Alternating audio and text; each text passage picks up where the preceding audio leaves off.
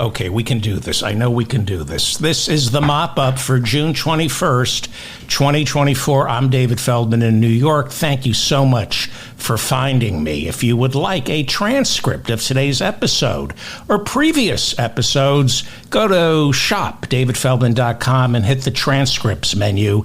These transcripts are free, thanks to my listeners who have bought garbage like this Trump fart filtration mask. Here it is. And this Harvard mug where Harvard is misspelled, Harverd. The Trump Scream mug, I like this particularly.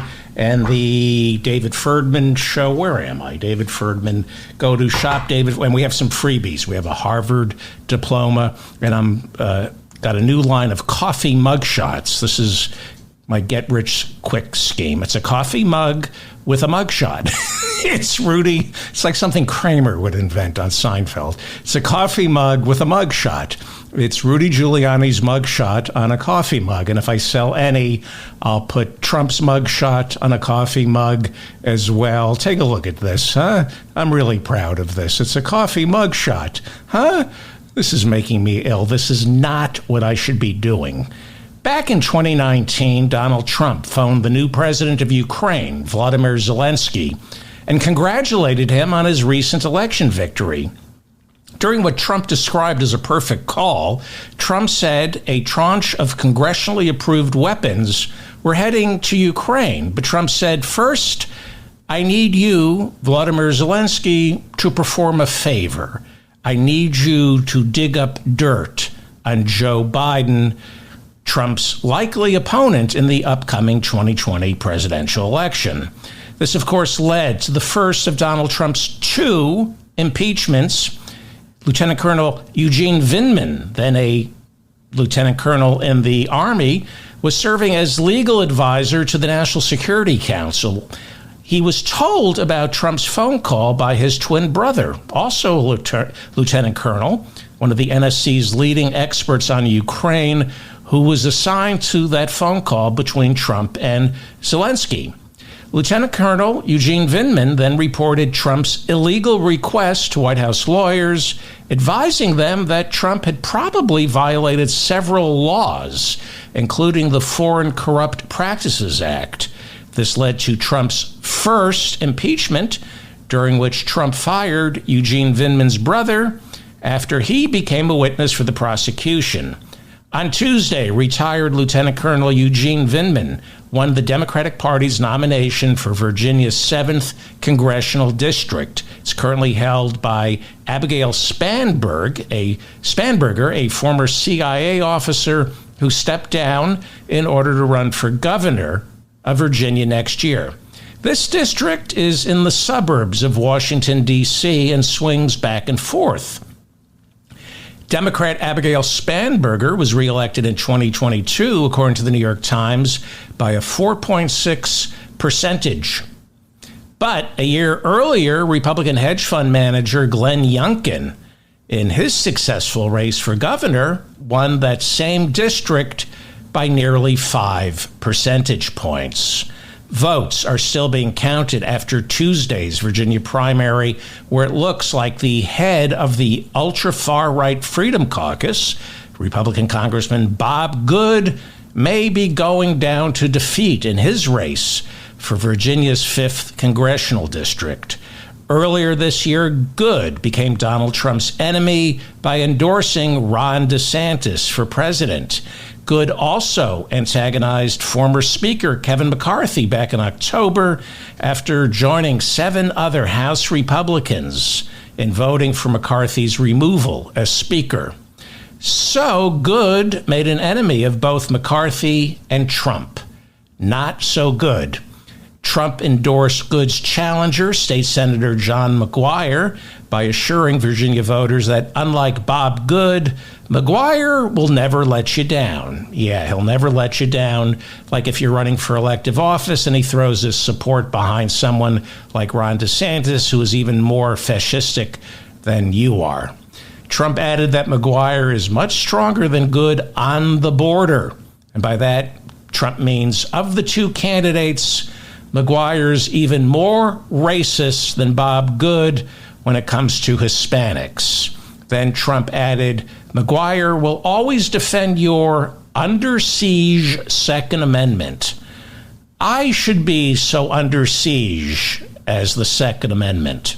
The Supreme Court last week essentially legalized machine guns. If the Second Amendment gets any more under siege, the stars and stripes on the American flag will be replaced by a bullseye. Well, with a little more than 62,000 votes cast, McGuire right now leads Good by 327 votes. Counting was postponed on Wednesday in order to observe Juneteenth, which in this deep red congressional district is observed as a day of mourning. The New Republic reports with both Good and McGuire positioning themselves as hard-right authoritarians, this race is a clash not about ideology, but rather over loyalty to Donald Trump and vengeance for Kevin McCarthy. Kevin McCarthy was forced to give up the gavel in October of last year. Not forced out by voters, not forced out by Democrats. Instead, he was forced out by members of his own caucus, furious that McCarthy betrayed core conservative principles by working with Democrats to pass a continuing resolution that kept the government open after October 1st. How dare he, said Republicans. How dare Kevin McCarthy keep the government open? That means veterans will get their medicine, slaughterhouses will get inspected, and the beacon atop our Statue of Liberty will continue to shine. How could Kevin McCarthy turn his back on core Republican values? Well, to this day, McCarthy has been consumed by blinding rage over the humiliation of going down in American history as the only speaker ever to get served walking papers by his own party during the middle of a congressional term. All Kevin McCarthy ever wanted was to become speaker, and it was taken away from him after 9 months. 9 months. You know, up until that, Republicans were never able to show proof that late-term abortions actually exist. But McCarthy's speakership was terminated. Sadly for McCarthy, he lacks the introspection to consider why he was so disliked by his own caucus, why he earned the reputation among his own people of being a compulsive liar. Instead of using this year's midlife crisis to alter his behavior by reframing how he views a life well lived, McCarthy has instead devoted his winter of discontent to avenge the Crazy Eight. Ah, yes, the Crazy Eight, a name he assigned to the 8 House Republicans who are the reason he's no longer Speaker. No longer Speaker, and no longer in Congress. They were the 8 Republicans who voted for him to vacate the chair. You might remember, after suffering this ignominious defeat, McCarthy lacked the humility to become a backbencher, and also ran. He couldn't stand the role of a has-been who nobody respected in the halls of Congress. Instead of rolling up his sleeve and doing the work of the people, he quit. He gave up his seat at the end of last year and walked away. Because McCarthy's political career was never about helping others. It was always about helping himself to power for the sake of power. In the end, what destroys so many of these Republican politicians is they never learn that power just for the sake of power is no power at all. If you want nothing but power, then when you get that power, it becomes all about keeping the power instead of using that power selflessly, playing to history by serving the people instead of yourself. That's not what McCarthy or the previous Republican Speaker, Paul Ryan, and Eddie Munster lookalike, or John Boehner, Dennis Hastert, and Newt Gingrich ever understood. For them, for these Republican speakers, it was all about the gavel and nothing but the gavel, holding on to the gavel for as long as possible. Gingrich, Boehner, Ryan, and McCarthy were all consumed just by their power because that's all they stood for, themselves. And if you stand for nothing but yourself, you stand for nothing.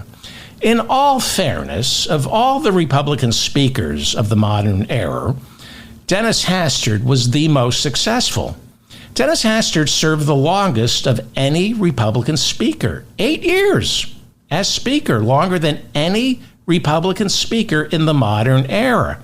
And Dennis Hastert, to his credit, exited gracefully, not consumed by his own party. He was instead defeated at the ballot box when Democrats took control of the House in 2007. In 2007, when Nancy Pelosi and the Democrats won in 2006 in the 2006 midterms. Dennis Hastert ended up leaving Congress with his head held way up high, more so than any other Republican speaker. Dennis Hastert left Washington with his dignity completely intact.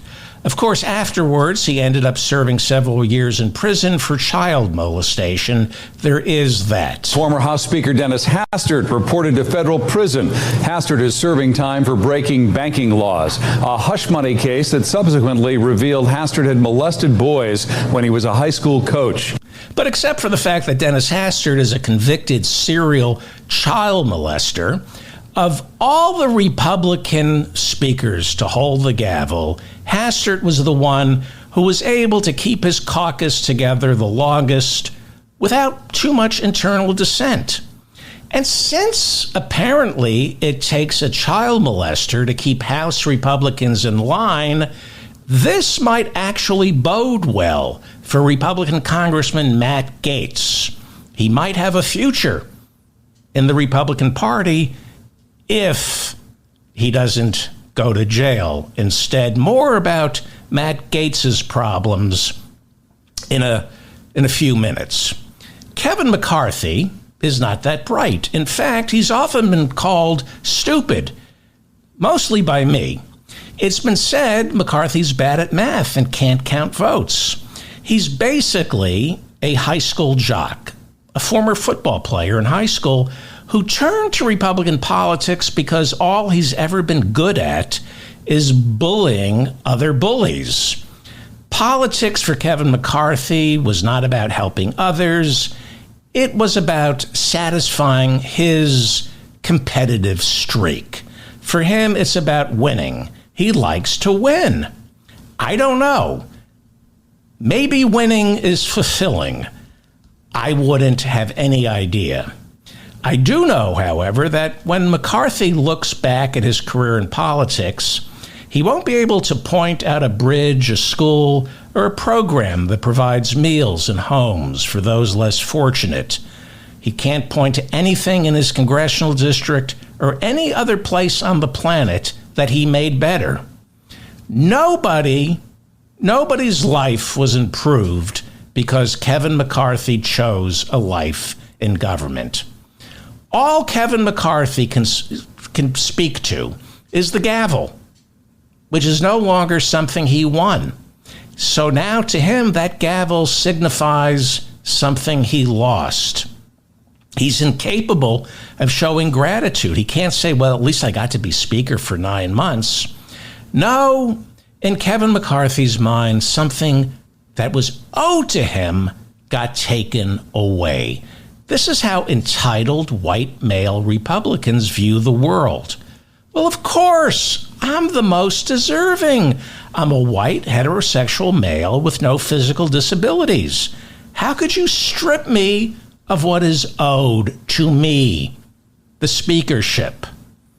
Again, people like Kevin McCarthy are the same white males who make it easier to cut funding for Medicaid, Medicare, and Social Security by referring to those programs as entitlements. And why do they call them entitlements? Entitlements is a pejorative here in the United States. It's a bad word, entitlement. Article 1, Section 9, Clause 8 of the United States Constitution forbids titles of nobility. The word entitlement has its roots in the British aristocracy. So by using the word entitlements to describe programs that provide help to the elderly, our veterans, or those living near the poverty line, it suggests that the recipients are all members of the idle class, characters out of a P.G. Wodehouse novel, instead of hard-working, loyal Americans who served our country or maybe had a run of bad luck and need to step up to keep a roof over their heads and food on their tables. How dare you call Medicare, Medicaid, food stamps entitlements? There is nothing so obscene as a member of Congress who never served a day in the armed forces referring to disability housing grants for Vietnam veterans as quote-unquote entitlements. At the same time, these same Republicans wear the American flag lapel and talk about how much they support our troops, unless, of course, the troops need something. Kevin McCarthy, by virtue of his birthright, says he loves to compete. Well, sure, he loves to compete because in America, the field tilts his way. He thinks, he's convinced himself he likes to compete, but that's not competition. He's not competitive. He just likes to take what he thinks is owed to him. And now that he'll never be Speaker again, his need to take what is owed to him has turned into a heat-seeking missile of revenge. There is no other way for McCarthy to deal with this type of public humiliation. Kevin McCarthy doesn't read. He's developed no other interest or skills that would have prepared him for a life outside of politics. All Kevin McCarthy understands is never forget, never forgive. McCarthy left politics with a campaign war chest of close to $20 million. That's $20 million that we know of. Because campaign finance law is cloudy and rarely enforced, McCarthy can now wind down that war chest any way he wants. Most of it is in a super PAC that could easily be distributed to his wife and kids simply by putting them on salary. Although nobody has ever tested this, it's not necessarily illegal for Kevin McCarthy to use that vast war chest to buy himself a beautiful home. When it comes to how retired politicians use money in their super PAC, nobody is quite sure what is legal and what isn't. But we're pretty certain is they can pretty much get away with whatever they want. Rudy Giuliani hasn't been mayor of New York since 2001. He has an old super PAC from his presidential run of 2008, and he's depleted all that money to pay a small portion of his legal expenses. Is that legal? Is anything Rudy does legal? And we know that Donald Trump raised hundreds of millions of dollars for his Save America super PAC after he lost to Joe Biden.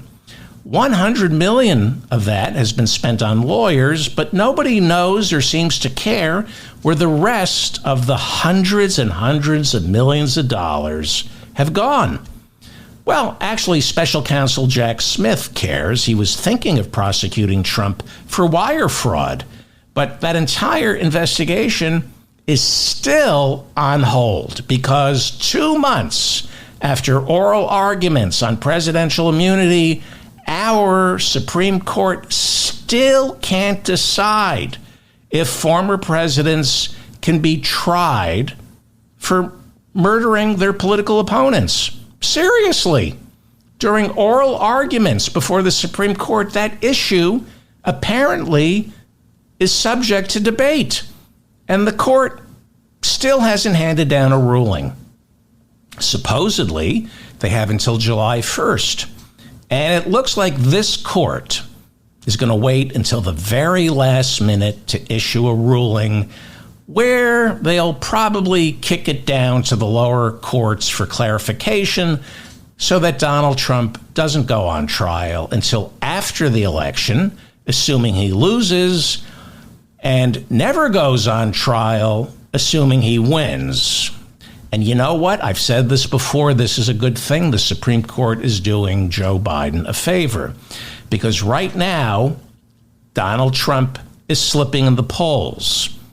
And if there were any more trials before now and Election Day, Trump could once again play the victim card. Instead, he now has to run on the issues. And when this race is about what he promises voters the government will do for them, as opposed to discussing what the government is doing to Trump, he loses. So, instead of going quietly, Kevin McCarthy has spent the past couple of months plotting his revenge, launching primary challenges to get even with the Crazy Eight, challenging the Republicans who got him kicked out of office. Not because he disagrees with them on policy. Republicans have no policy. He's doing this because he wants revenge, which it turns out is Republican policy. This party is just about revenge. Revenge has become the cornerstone of Donald Trump's campaign. He's been saying Democrats are going to pay for what they're doing to him. Last week he said CEOs who refuse to endorse him need to be fired. Republicans who took way too much time coming around to endorsing him, like Virginia Congressman Bob Good, they need to be kicked to the curb. Not sure that's how you win elections, but he's going to try. Because the Republican Party is the party of aggrieved white men consumed by revenge. Revenge towards women who won't let them control their bodies. Revenge towards people of color who are stealing their jobs and culture. And McCarthy isn't even trying to pretend he's not getting even. Republicans respect him for getting even.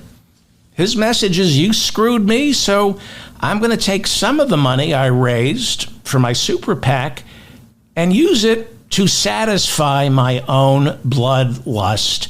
And Republicans salute him for that. He's using some of his leftover war chest to take on the Crazy Eight who destroyed his political career. There's Ken Buck, who voted to oust McCarthy. Ken Buck is what is called a principled conservative who couldn't stomach the election deniers in his party, and he ended up quitting Congress altogether earlier this year. Lauren Boebert switched districts so she could run for his seat. Her primary is next Tuesday, so Buck is out, and there's really nothing McCarthy can do to get even with him. Matt Rosendale from Montana, congressman, Republican, voted to oust McCarthy. He was a member of the Crazy Eight. And Rosendale was all set this year to run for the Republican nomination for Senate to take on Democratic incumbent Jon Tester. But then, after he joined the Crazy Eight, rumors mysteriously surfaced about his having impregnated a 20-year-old woman who was working for him. He threatened to sue the source of that rumor, I don't know who it could be. But then he dropped the lawsuit, and then he dropped out of the race for Senate. And then he announced he would also not seek re-election for his House seat. He said he was leaving politics because of all the death threats and vicious gossip about his personal life. Who could have been behind that? I wonder. Well, I don't think McCarthy was behind the death threats. But as for the vicious gossip about Rosendale's love life, you decide. Then there's Eli Crane, who represents Arizona's 2nd Congressional District. He was a member of the Crazy Eight. His primary is scheduled for July 30th. In 2022, Kevin McCarthy's super PAC donated close to $1 million towards Crane's reelection. But then, in 2023, Eli Crane joined the Crazy Eight. So now McCarthy's super PAC, the American Prosperity Alliance, is supporting County Supervisor Jack Smith in this Republican primary, where Kevin McCarthy's super PAC is blanketing the airwaves with ads accusing Eli Crane of being weak on immigration. You see, immigration is the all-purpose cudgel for the Republican Party. McCarthy is saying, oh, no, I'm not supporting Crane's opponent to get even with Crane because he screwed me over and destroyed my life. No. Nothing could be further from the truth. Why would you say that? No, I'm supporting Eli Crane's opponent because Eli Crane is weak on immigration. How is he weak on immigration, you ask?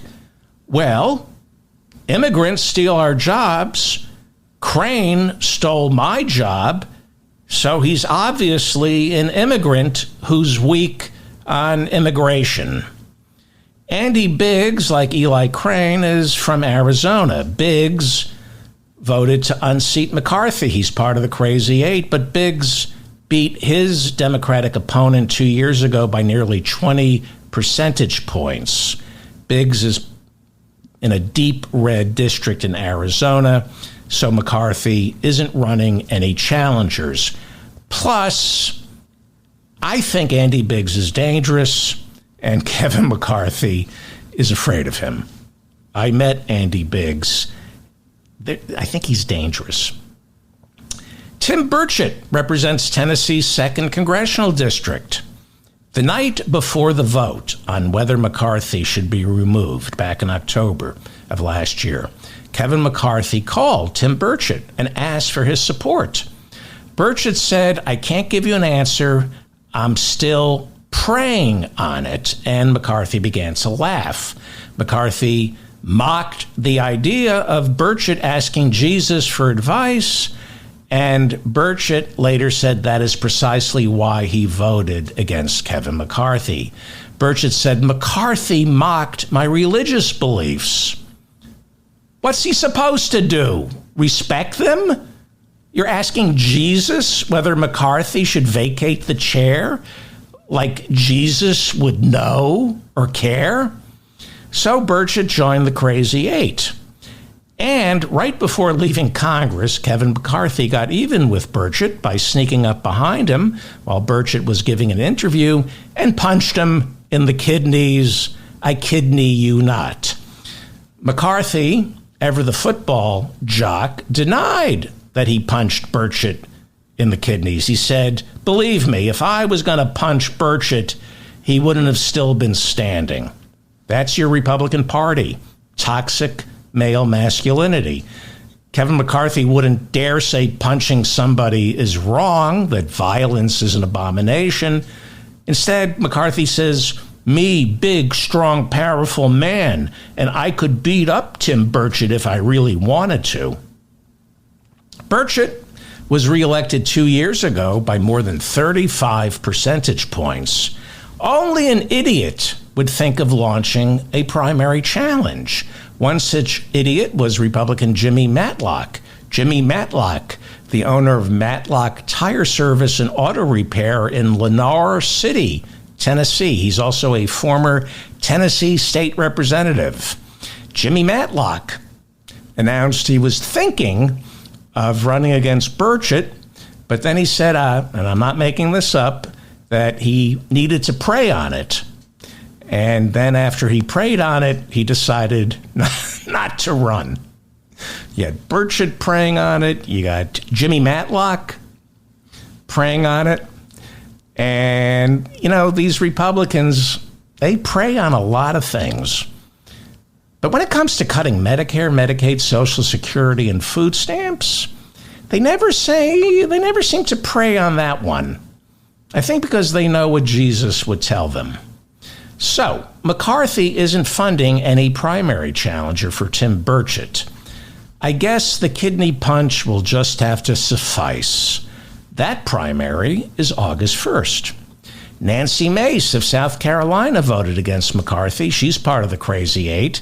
So McCarthy spent millions trying to unseat her in the June 11th primary by promoting Catherine Templeton, who worked for Nikki Haley when she was governor.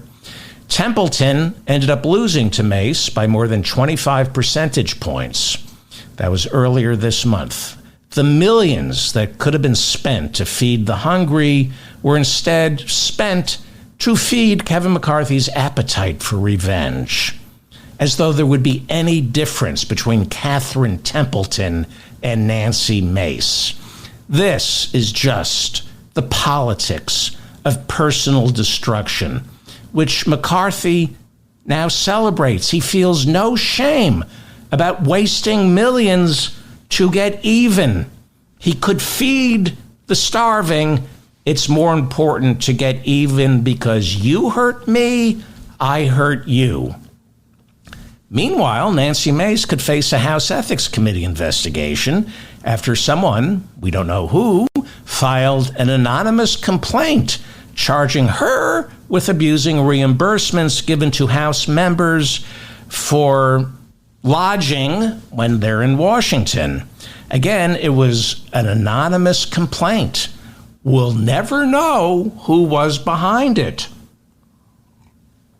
But the Ethics Committee is now looking into whether or not they should investigate Nancy Mace for ethics violations.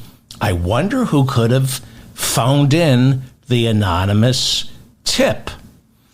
Since voting against McCarthy back in October, Nancy Mace has earned the reputation as the single most difficult member of the House to work for. Why? Well, she's a woman. So, of course, Republicans will describe her as irrational and prone to tantrums. In all fairness, the turnover in Nancy Mace's office has been excessive. I think it's a record. She's gone through more staffers than any House member. And as her staffers quit, they all seem to leak stories to the press about what an overbearing, opportunistic egomaniac Nancy Mace is. Wow. I wonder who would be behind that. Who could have encouraged her ex-staffers to tell us that there's actually a member of the House of Representatives who's an overbearing, opportunistic egomaniac? I mean, that's really unusual for somebody to be a congressperson and be an overbearing, opportunistic egomaniac. I wonder who would have encouraged ex-staffers to go public with that. And then there's Matt Gaetz. Nancy Mace is being investigated by the House Ethics Committee. She was Crazy Eight. And then there's Matt Gaetz, the leader of the Crazy Eight, the craziest of the Crazy Eight. Gaetz represents Florida's 1st congressional district. His primary, the Republican primary in Florida, is August 20, And Kevin McCarthy is spending another fortune pumping up Gates's Republican challenger, Aaron Dimmick, who has never held elective office, but he is a retired naval officer and aviator. And his platform is, I love Donald Trump more than Matt Gaetz. Gaetz won his 2022 primary with almost 70% of the vote.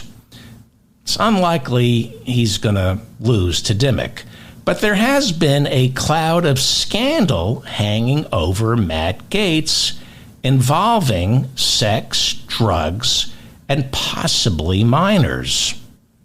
So, Dimmick claims to love Trump, but Matt Gaetz is Trump. He talks to Trump all the time, and Dimmick is going to lose. A poll of Florida voters back in November showed more than half of Florida voters disapprove of Matt Gaetz's behavior. But that poll means nothing, especially since it gives him a positive approval rating where it counts with his constituents in the 1st District. Maybe Florida isn't voting for Gaetz, but his constituents in Florida are, and they like him. But Matt Gaetz's approval rating is incredibly low with Kevin McCarthy, who repeatedly says the only reason he's no longer Speaker is because Matt Gaetz had sex with a 17-year-old girl and then asked McCarthy to put an end to the House Ethics Committee investigation looking into it. I've played you the tapes. Kevin McCarthy can't wait to tell everybody that the reason he's not Speaker is because Matt Gaetz had sex with a 17-year-old girl and then asked McCarthy to put an end to the House Ethics Committee investigation looking into it. McCarthy has said that after he refused to block the investigation, Gaetz decided to lead the Crazy Eight by introducing the motion for McCarthy to vacate the chair. McCarthy has also said Matt Gaetz belongs in prison, unquote. McCarthy hates Matt Gaetz. After McCarthy was forced to vacate the chair and they were trying to nominate a new Speaker, there was a meeting in the Republican caucus, and it got very ugly. McCarthy ended up screaming at Matt Gaetz and came very close to punching him, probably in the kidneys. As you know, this was a bad week for Matt Gaetz. Information is leaking out of the House Ethics Committee about their investigation into allegations that Gaetz was involved not just in sex trafficking, but maybe trafficking underage girls. ABC News reports that this committee, the Ethics Committee, has expanded the scope of its investigation, speaking with several witnesses who said they have seen Venmo receipts proving Matt Gaetz paid several women to attend his parties in order to engage in sexual activity with his male guests. ABC News reports that the Ethics Committee has spoken with several women who are willing to come forward and say they were paid by Matt Gaetz to have sex with his male friends.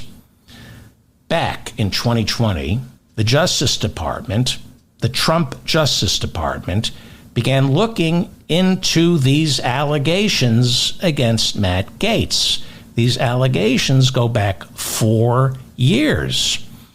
And in 2023, the Justice Department, under Joe Biden, decided not to prosecute. So the investigation into Matt Gaetz began under Bill Barr's Justice Department, and it was ended with no prosecution in 2023, last year, when Merrick Garland decided not to prosecute. And that did not sit well. When Merrick Garland decided not to prosecute Matt Gaetz, that did not sit well with attorneys for Matt Gaetz's close friend Joel Greenberg, a tax collector from Seminole County, Florida, who is now doing time for sex trafficking of a child.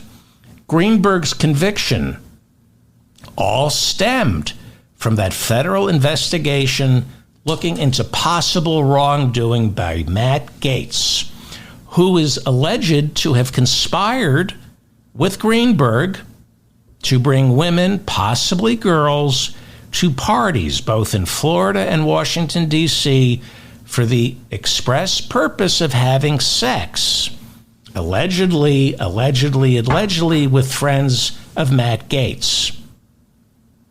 McCarthy, so you understand the timeline, became Speaker in January of 2023. You might remember he and Matt Gaetz almost came to blows during the 15 rounds it took in January of 2023 for Kevin McCarthy to finally win the gavel. Gaetz fought him every step of the way.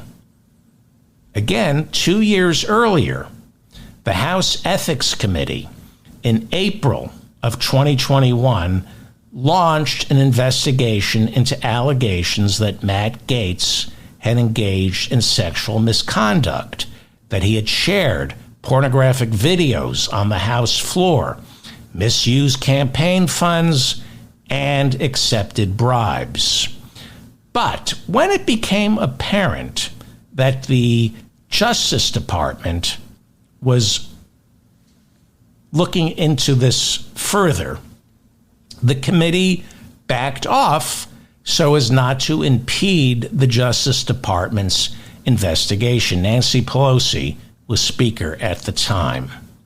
But then, in September of 2022, prosecutors in the Biden Justice Department, looking into Gaetz, the prosecutors recommended that the Department of Justice drop the investigation. In February of 2023, a month after McCarthy became Speaker, the Department of Justice announced it would not prosecute Matt Gaetz. Okay, that was in February of 2023, a month after Kevin McCarthy became Speaker. There was one person, more than anybody else, who tried to block him from getting elected Speaker. That was Matt Gaetz. And in May of 2023, just about 4 months after Kevin McCarthy became Speaker of the new Congress, against Matt Gaetz's wishes, the House Ethics Committee reopened their investigation into Matt Gaetz. Again, they had closed the investigation 2 years earlier when the Department of Justice began investigating. The DOJ in February of 2023 says we're not prosecuting. McCarthy is the new Speaker, and the House miraculously reopens the investigation into Matt Gaetz, the House Ethics Committee. Okay, that happened in May of 2023. They reopen, the House Ethics Committee reopens the investigation into Matt Gaetz. That's May. By October of 2023, Kevin McCarthy is removed by the Crazy Eight. And who orchestrated his removal? Matt Gaetz. That ouster was led by Matt Gaetz. After McCarthy was removed, McCarthy said Gaetz came after him because Gaetz had asked him to get the Ethics Committee to close the investigation. Again, the House investigation into Gaetz had been closed once it was the Biden Justice Department. It began, the investigation in the Justice Department began when Trump was president, It kicked into gear when Biden became president. So the ethics committee shut down their investigation, not to get in the way. This was when Pelosi was speaker. But in the spring of 2023, last year, after the DOJ decided not to prosecute, the House Ethics Committee, while McCarthy was the new speaker, the House Ethics Committee reopened the investigation. And remember, Matt Gaetz was Kevin McCarthy's enemy. Nobody fought harder in January of 23 during the 15 rounds it took to get Kevin McCarthy elected speaker. Nobody fought harder against McCarthy than Matt Gaetz. So, is it revenge? Did McCarthy order the House Ethics Committee to reopen the investigation out of revenge? I seriously doubt it. I seriously doubt it. I think the House Ethics Committee reopened it because Gaetz is a problem. And the Republicans figured, because he's from a deep red district in Florida, we can get rid of him and replace him with a Republican who won't be a problem. They could afford, and they still can afford, to get rid of Matt Gaetz, unlike my beloved George Santos, who Republicans got rid of, and then in a special election ended up losing that seat to Tom Suozzi, a Democrat. Gaetz, I believe, is dirty. I think there's a lot of dirt on him. I've heard things. I don't know if it's true. I've heard things. But he's no idiot. He may be one of the sharpest Republicans in the House. His father was president of the Florida Senate. And you learn how politics work when your dad is president of the Florida Senate, especially while you yourself are also serving in the Florida State House. Matt Gaetz learned from the best. It is my belief that Matt Gaetz went after McCarthy in October of 2023 with guns blazing because Gaetz knew the Ethics Committee had something on him. He knew that he had dodged a bullet when the DOJ decided not to charge him. I believe Gaetz's political calculus in going after McCarthy was, if I go after the speaker with full guns blazing, then this ethics investigation into my sex trafficking becomes politicized. I can claim the only reason the Ethics Committee is coming after me is because I made an enemy of Kevin McCarthy. This is an old trick. You mitigate criminal investigations or an Ethics Committee investigation by convincing everyone that it's political. This is political. Trump does it all the time, right? Anybody who attacks him is a Democrat, even when they're Republicans. They're rhinos. They're Republicans. And you go after Trump, you're a Republican name only if you're a Republican. This is an old trick that Republicans have learned. It's not, especially from Trump. The mayor of Miami ran for the Republican nomination for president this year. Nobody knew who he was. He doesn't have a record to run on. But there's a cloud of corruption hanging over him. He may be prosecuted for working with real estate investors, taking possibly bribes. What do you do when there's a cloud of criminality hanging over you? You run for president, and then you accuse any prosecutor of politicizing, weaponizing the Justice Department. Back in 2016, Chris Christie ran for president. Because of Bridgegate, there was a cloud of corruption hanging over Christie. When you run for president, all of a sudden that cloud of corruption dissipates because the corruption now has been politicized. It's hard to go after a candidate for president because it looks like the Justice Department is being weaponized. When you run for office, or in Matt Gaetz's case, when you attack the speaker, as Gaetz did in October, you can blame the cloud of corruption hanging over you on politics as usual. That's why I think Matt Gaetz led the Crazy Eight. Did Kevin McCarthy order the Ethics Committee to reopen its investigation into Matt Gaetz to seek revenge for Gaetz trying to block McCarthy from winning the speakership in January? I sincerely doubt it.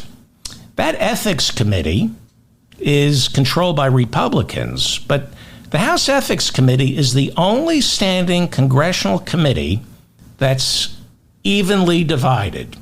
There are 5 members of the Republican Party and 5 members of the Democratic Party. That's how the Ethics Committee was set up. That's how it's structured. So if Kevin McCarthy, as Speaker, ordered the Ethics Committee to look into Matt Gaetz, there would be 5 Democrats on that committee who'd be screaming bloody hell. It would be really hard to keep it secret that Kevin McCarthy, as Speaker, was ordering the House Ethics Committee to go after Matt Gaetz out of revenge. The House Ethics Committee announced on Tuesday that its investigation into Matt Gaetz will be more expansive, with 25 subpoenas issued and dozens of witnesses already interviewed. The committee said they now have reason to believe that among Matt Gaetz's many violations, Gaetz may be guilty of obstructing their investigation. The committee announced Tuesday they might have reason to believe Gaetz engaged in sexual misconduct and illicit drug use, that he accepted improper gifts, dispensed special privileges and favors to individuals with whom Gaetz had sex with, and sought to obstruct government investigations into his conduct. The House Ethics Committee said it will not investigate allegations that Gaetz may have shared inappropriate images or videos on the House floor. Well, why would they have to investigate that? It's common knowledge that Gaetz did that.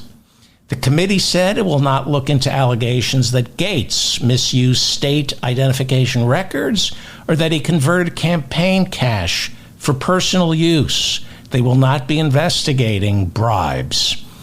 The House Ethics Committee is investigating drugs and sex trafficking. That's the focus of their investigation, drugs and sex trafficking. Matt Gaetz called the investigation Soviet-esque, as well as frivolous, and said the Ethics Committee would be better served looking into fellow Republicans' illegal inside trading of stocks. Well, it's not just Republicans who do that. Immediately after January 6, 2 members of the Crazy Eight, Andy Biggs of Arizona and Matt Gaetz of Florida, called over to the White House, reportedly, and asked Trump to issue them blanket pardons. Andy Biggs was up to his neck in the Stop the Steal movement and was worried that after the insurrection, he would face criminal prosecution. Trump didn't pardon Andy Biggs. Matt Gaetz was also part of the Stop the Steal movement, but the general consensus is his request for a blanket pardon was over the Department of Justice's investigation into his sex trafficking. Again, the investigation into Matt Gaetz's sex trafficking began in the Trump Justice Department, and Trump refused to give Matt Gates a pardon. Trump, however, did become much closer to Gates after Gates asked for the pardon. The two became very close after Gates asked for the pardon. Why? Why would Trump befriend Matt Gaetz? Because Gates apparently is filthy. It's the only way you can get close to Trump. A ticket inside Trump's inner sanctum is guaranteed when you have dirt. You have to have dirt. Then Trump can trust you. The fact that Matt Gaetz needed a pardon from Donald Trump made Gates incredibly useful to Donald Trump. Now, I've dedicated many episodes of this podcast going over the list of close male advisors to Donald Trump who have had run-ins with the law, specifically over women, violence towards women. That is the key to success in Trump's orbit. He is, of course, an adjudicated rapist. So that's why Matt Gaetz and Donald Trump talk all the time. Now, it was Merrick Garland's Justice Department that refused to prosecute Matt Gaetz. Why? Because Garland was just about to appoint a special counsel to look into the criminal activities of Donald Trump. Garland had much bigger fish to fry, and he had to back off Gaetz because he couldn't let it look like he was trying to lock up the entire Republican Party, which he should. I mean, the entire Republican Party should be, it's a criminal enterprise. But there are just so many hours in the day and just so many prosecutors. There are just so many investigators. There are just so many FBI agents. There aren't enough to look into the entire Republican Party. Garland can't prosecute everyone. It would look bad, especially when you're going after Trump. So he demurred. Gaetz was free. The DOJ dropped it. Now, Matt Gaetz is a lawyer, and he's pretty sharp. The problem in America is we have too many lawyers figuring out ways to work around the law instead of enforcing it, which is why I believe the promise of the 14th Amendment, equal protection under the law, will never come to fruition until law schools at all public universities are free of charge.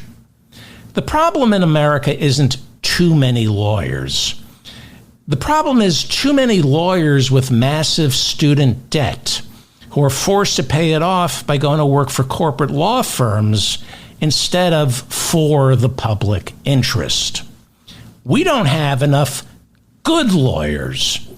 If law school were free, there would be an army of lawyers entering politics, becoming public defenders, or going to work in Washington agencies for the people, not the corporate oligarchs. This is the mop-up for June 21st. 2024. I'm David Feldman in New York City. Thank you for finding me. June 21st, I think it's summer. Or if you're in Australia or New Zealand, you think it's the first day of winter. What are just unbelievable. I have Australian listeners. I have people from New Zealand, and they think, they love to say, oh, it's winter. I get it, Australia. You want to be different. I get it. Some countries drive on the other side of the road to escape America's cultural imperialism. I get it, and I get it. Australia and New Zealand call this time of year winter just so they get to feel different. But it's not winter. You just can't make something different by naming it something else. It's summer, Australia. Look out your window. The days are getting longer, the trees are filled with leaves, and everyone is complaining about how hot it is. That's called summer, Australia. Not winter, summer. How could you be this stupid? How could an entire continent be so stupid not to know that it's summer, not winter? Now, I've never visited Australia or New Zealand, but it sure feels like I need to go down there and straighten these people out. For the love of God, it's summer. Please hit the like button so I remain in your feed. And because my schedule is so erratic and self-destructive, make sure to hit the notifications bell so that you always know when I'm about to go live. I don't know how to hit the notifications bell. I don't even know where it is, which is why I never know when I'm about to go live.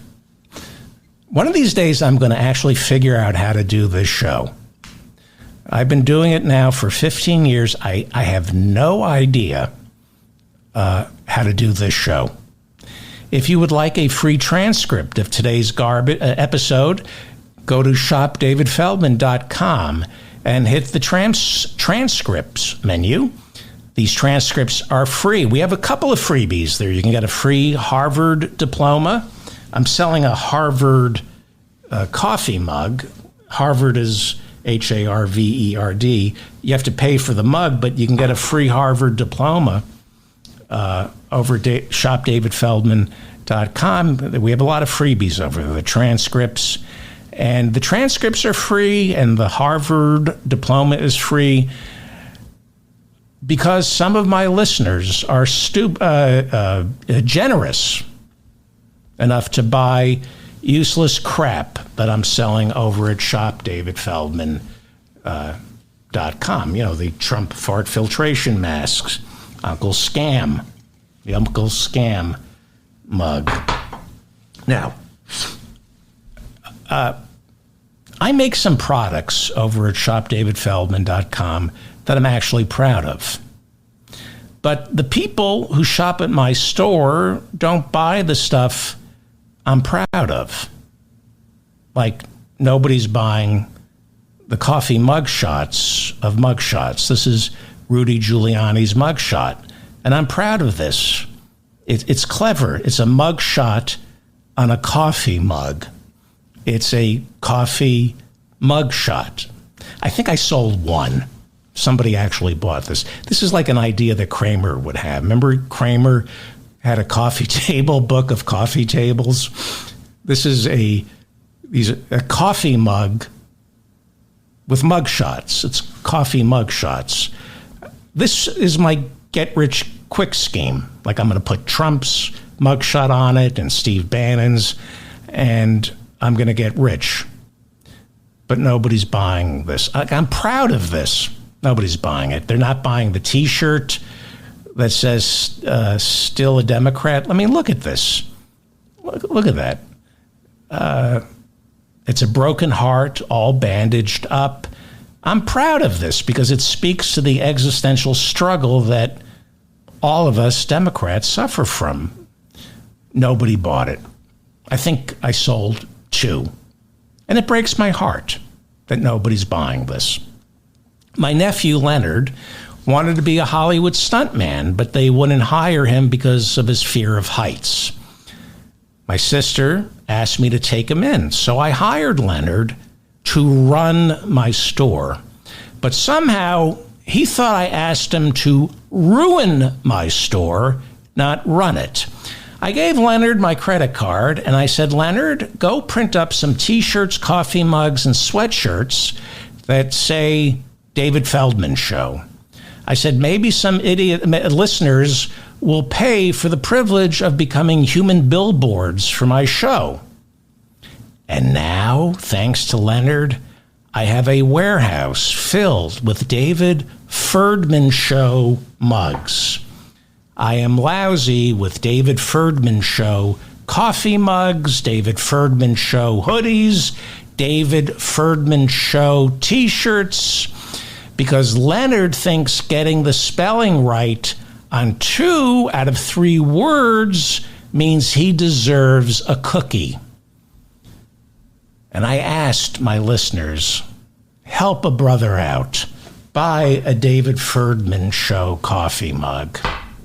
I ask you to buy a Still a Democrat coffee mug with the broken heart, with, the bandages.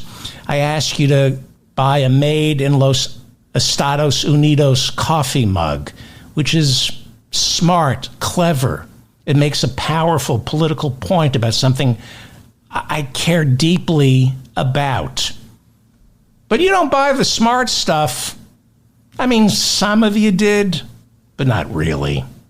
A handful of you bought the merchandise that makes me proud, that makes me think, maybe I can become Martha Stewart or Gwyneth Paltrow and get into the lucrative world of lifestyle branding.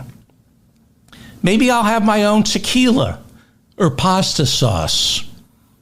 But my listeners, nah, they don't support my dream of becoming a well-respected entrepreneur. They don't want me to become a limousine liberal, big on social causes, so long as it doesn't affect my bottom line. They don't want me to become the guy who's all for unions until my employees organize. They don't want me to be the Hollywood asshole I always dreamed of becoming. The guy who says all the right things while making his children's nanny walk 3 miles up the hill to the bus stop in 100-degree heat. No, you won't let me be that kind of entrepreneur.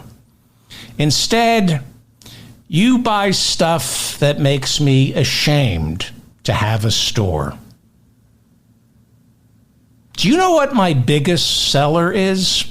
This is my biggest seller. The chef apron that says, I hope you're in the mood for diarrhea. Some of you have bought more than one. There's a woman, I think, who's bought 3 or 4 of these. And you don't think I don't know what you're all up to? You don't think I don't know you're buying the I hope you're in the mood for diarrhea chef's apron? You don't think I don't know that you're buying this to destroy me? Or you think I'm an idiot? I know what's going on. You're turning this into an episode of The Twilight Zone where I finally get to be rich and successful because I'm known as the I hope you're in the mood for diarrhea guy. Hey, look, it's the I hope you're in the mood for diarrhea guy. Did you used to talk about free tuition at all public universities and how healthcare is a human right? I'm with my friends here. I'm trying to eat. Can you please leave me alone? I hope you're in the mood for diarrhea. Hey, it's the I hope you're in the mood for diarrhea guy. My second biggest seller, this one, the Donald Trump fart filtration masks. You see a pattern here? I think I'm building an audience of caring intellectuals who want to leave the world a better place than they found it. Instead, it turns out my audience is into chef aprons emblazoned with the word diarrhea and fart filtration masks. And worst of all, this hurts the most. I have a son, David Jr. He's my oldest son. His name is David Jr. He's not a kid anymore. And when he was growing up, I called him DJ, which is short for David Jr. So what did DJ do this year? He changed his name. But he didn't change the name that should be changed. He didn't get rid of Feldman. That would have made sense. You get rid of Feldman. I said to him, if you're going to change your name, get rid of Feldman. Who needs the aggravation? But no, DJ kept the Feldman. He dumped David. He got rid of David, and he took my middle name, which is Beauregard. Some of you might already know that my middle name is Beauregard. I'm named after my mother's father. His name wasn't Beauregard, but he always wished he owned slaves, so they called me Beauregard. So my middle name is Beauregard, and DJ, my oldest son, is no longer David Feldman Jr. He is now officially Beauregard Feldman. So I can no longer call him DJ anymore because he's no longer David Jr. It gets worse. Beauregard Feldman, formerly known as DJ, wants to be called BJ. Because he claims he's Beauregard Jr. And I said, you're not BJ, you're not Beauregard Jr. You can't take your father's middle name and call yourself BJ. You can be Beauregard, but there's no way you get to be called Beauregard Jr. because there's no Beauregard Sr. He said, I insist that you call me BJ. And I said, I know what you're doing. BJ is short for blowjob. And he pretended, I have no idea what you're talking about. He said, I want to be called BJ in honor of BJ Honeycutt, the Mike Farrell character from MASH. And I said, you've never seen MASH. You're just making crap up. You know full well you want to be called BJ because it's slang for blowjob. And he insisted, I have no idea what you're talking about, and that's offensive. He accused me, he said I was offensive.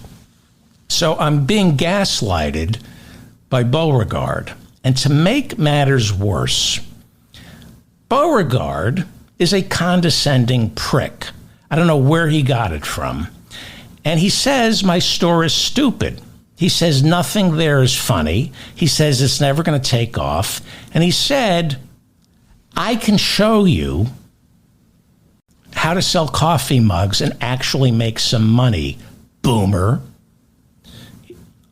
And he said, this is what you do. This is a coffee mug. You'll make a lot of money. He said, get a picture of Socrates, put it on a coffee mug, and then have Socrates asking, quote, why do I pee out my penis but not poo out my punis? Why do I pee out my penis but not poo out my punis? It's a question that Socrates is asking. And I said to Beauregard, nobody is going to buy this. It's scatological. I've cultivated sophisticated listeners. And Beauregard said, do it, boomer. So, to prove Beauregard wrong, I did it.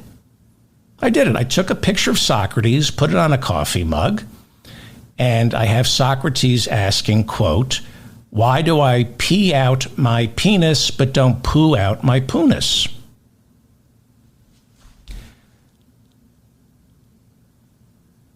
My third biggest seller. This is my third biggest seller. Why do I pee out my penis but don't poo out my punis? I hate Beauregard. I hate my listeners.